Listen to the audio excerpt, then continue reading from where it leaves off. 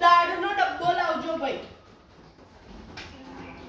ભાઈ રેવા દે, એના લીધે તો પલંગ બેઠેલો છે.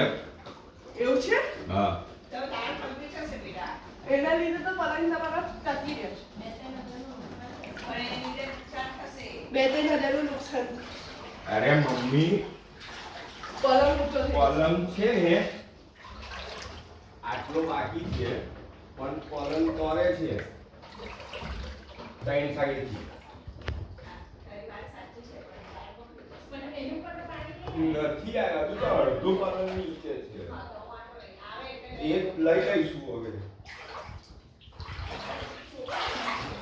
બીજું બાકી કોઈ આપણું બાકી છે.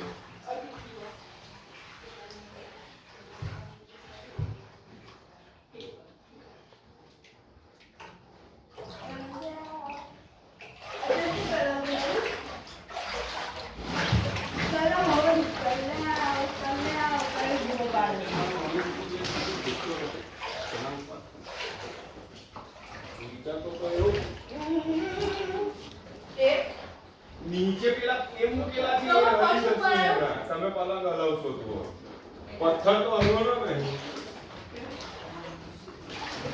કાઢ્યું બીજે બધા પૈસા